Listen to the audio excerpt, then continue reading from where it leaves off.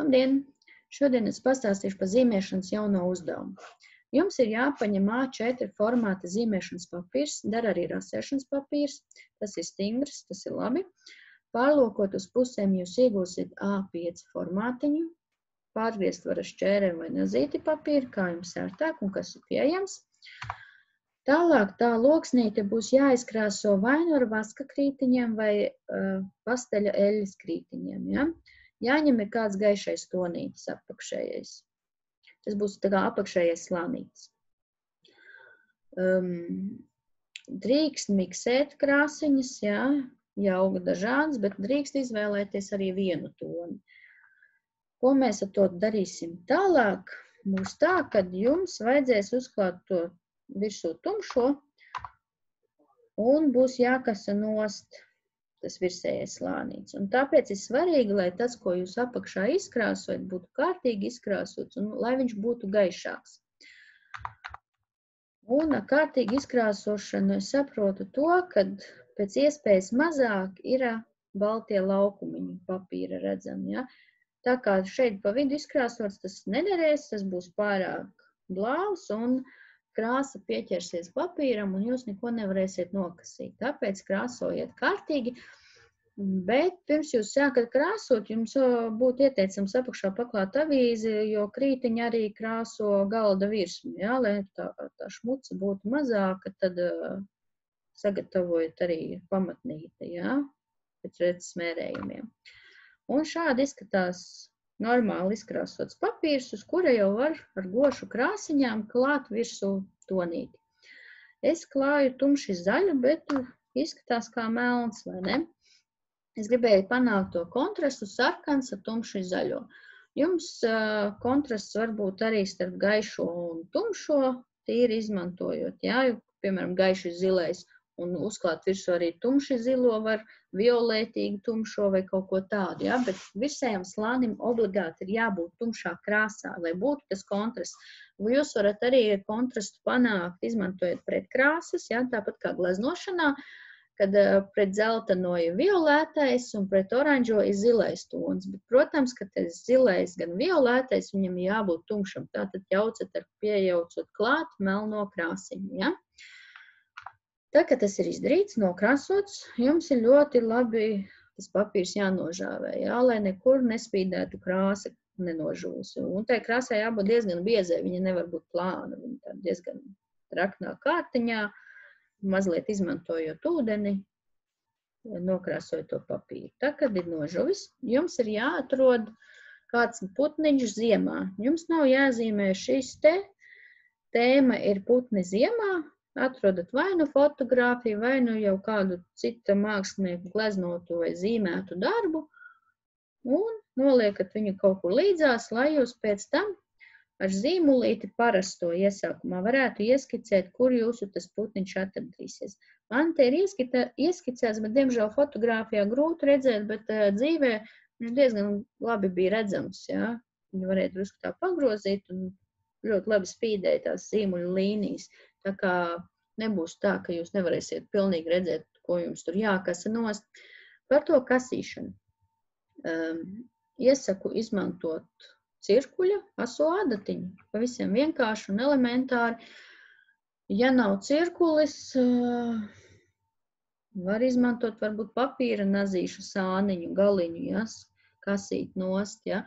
Galvenais, lai tas ir kaut kas, kas stingrs būtu.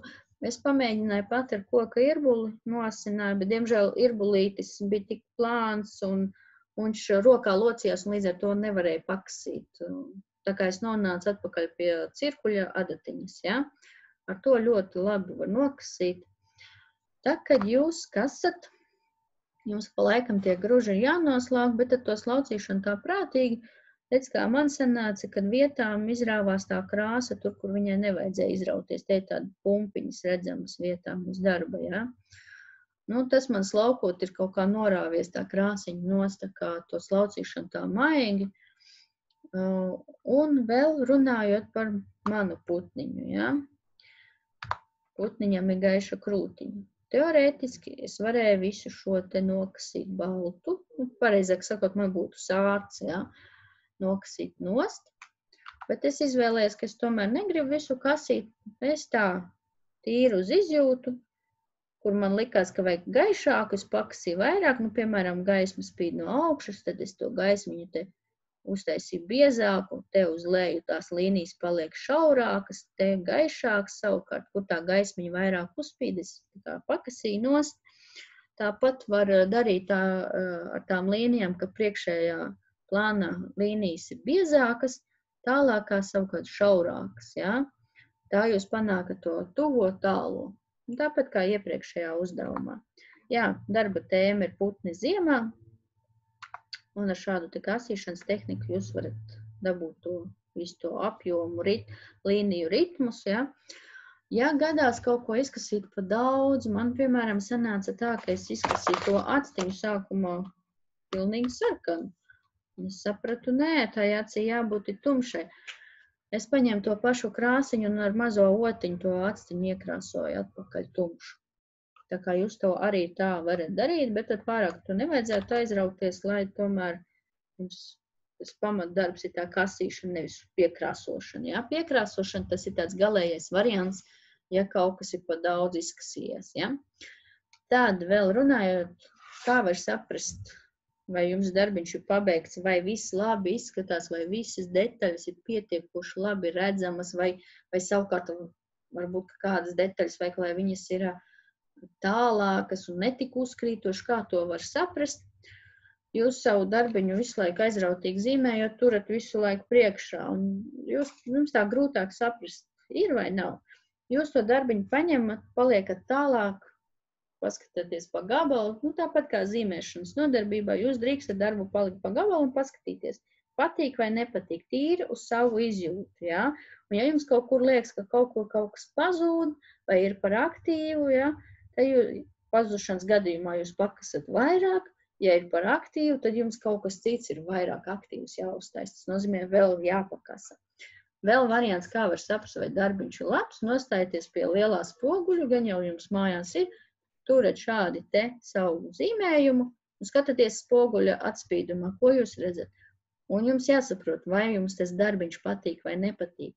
Ja jums darbiņš patīk, tātad darbs ir gatavs kārtībā.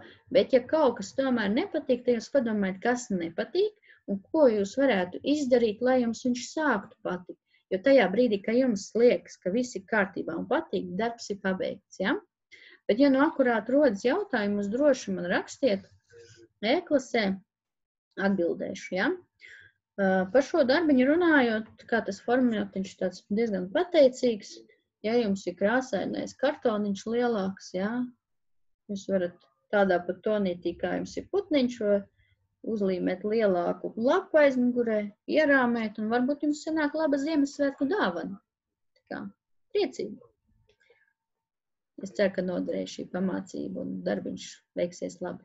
Jauniešiem pāris patīk šādi te kasīšanas uzdevumi. Veiksmīgi. Atā.